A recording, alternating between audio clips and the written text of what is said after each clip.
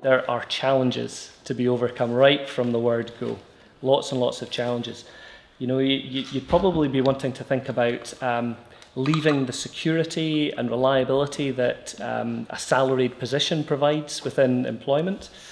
You will probably recognise that you don't have all the skills and knowledge and experience necessary to run your own business. There's a lot to be learnt unless you've already done it before. And for everybody, they have to start somewhere, and there's a first step that's needed. And that is all before you have to discover, face, and overcome any of those challenges that are actually involved with starting the business and running it. So there will be lots and lots of challenges when you start up your own business. There's also the not so insignificant fear of failure to overcome, and for a lot of people that is very strong. What happens if I run out of money? What happens if I don't make any sales? What happens if the economy crashes and suddenly my venture is completely dashed upon the shore? So you have to overcome the fear of failure.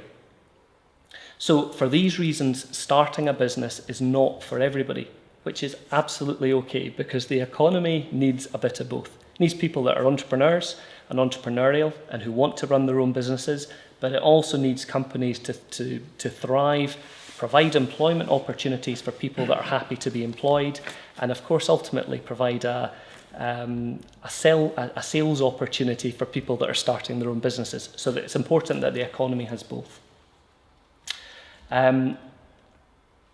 So if we drive people towards starting up their own business and are only concentrating on the numbers of new entrepreneurs that are starting, we have a problem, because unless we impart the skills, the knowledge, the education that's involved with becoming an entrepreneur, all that we're going to see is, as the numbers of startups increase, the numbers of failures also increase. So we have to be very sensitive towards that. So again, I ask, with full knowledge of all of these challenges, why on earth would you want to become an entrepreneur? So, I like to see this as, to use an analogy, it's much like a mountain climber. They balance the risk with their passion. They are not likely to view these challenges as a terminal risk, but instead as challenges to overcome in order to be able to fulfill their dream. So they will want to have an idea of what lies ahead, and they'll want to have absolute confidence in the support framework that exists to help them to embark on their journey, on their climbing their mountain, whatever the next mountain might be. So the rewards for many entrepreneurs can be much more than just financial. The empowerment of being your own boss is really, really significant. You will be in control of the direction that you and your business are taking. And you may well derive huge satisfaction down the line of building a team that follow in the same vision that you have and are working towards the same objectives that you've set out at the start of your entrepreneurial journey. You may well choose to develop your products or services into new markets. And again, along with that comes stimulating challenges about how you deal with competition, how you set yourself apart from what exists within the marketplace, and how you adapt to the new market conditions. So Scotland has a slightly lower rate of people starting up a business than the rest of the United Kingdom.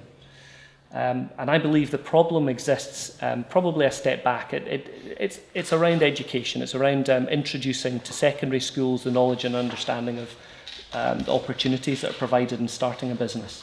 So in 2013, according to the GEM Scotland report, only 49% of working age Scots thought that starting a business was a good career move.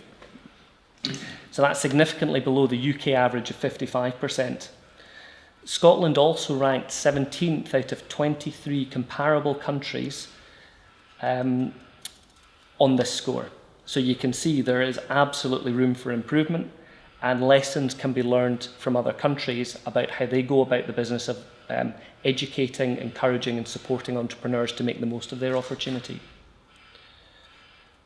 So as a nation, Scotland does strive to increase the number of entrepreneurs, but this needs to be complemented by sufficient focus at developing and embedding an entrepreneurial culture within the country.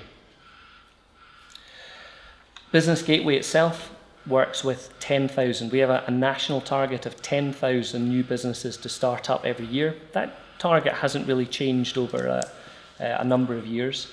And in Grampian, in this region, we would probably see about, on average, every year we would see about 2,000 people interested in starting their own business, and we would actually support 1,000 new entrepreneurs. Nationally, we have several organisations that can assist an entrepreneur or a business to become established, to gain a foothold and to grow and develop. I'll just cover 3 of these. So firstly, Scottish Enterprise. So Scottish Enterprise, whilst having a network of local offices, it typically has a very national perspective on the support that it offers. So it's particularly interested in developing businesses or working directly with businesses that have global aspirations or who are looking to develop something significantly innovative. Saying that, they do run a number of really good events, of workshops, and if you have a look at the Scottish Enterprise website, you'll get an idea of some of these workshops that are running. Given that it has a national focus, you may have to be prepared to travel. There may not necessarily be the workshop that you want delivered on your doorstep in Aberdeen or wherever it is that you're looking to start up your business, but they do run some extremely good workshops. Okay, the second organisation to make you aware of is the Prince's Trust. So this is a charitable organisation with a particular focus on young people between the ages of 18 and 30. While they are also involved in employability skills training, they do have a very strong focus on entrepreneurship. The regional manager for Grampian is based within our Business Gateway Enterprise offices. So we have a very good connection there with this operation. They can offer some funding, training, one-to-one mentoring for both new and growing businesses if you fall within that age parameter, 18 to 30. And the third organisation that I'm going to go on and give you an overview of the services is Business Gateway. So I say organisation, but of course it is a service, you understand that. Okay. Right, so Business Gateway, hopefully the logos are familiar to you. They tend to be quite well marketed and promoted. The Business Gateway is very well known for startup support, but it's important to convey that it is not just startups that we deal with. Probably the majority of our clients would be startup businesses, but we do help companies once they're up and running to develop new products, to look at new markets, and that could be international. We're all about raising the ambition level of entrepreneurs, providing a framework of support to ensure that the business has not only a good opportunity of starting, but of succeeding and developing in the future. Ideally, to increase their turnover and to create job opportunities, the 2 main economic development drivers, GDP and job creation.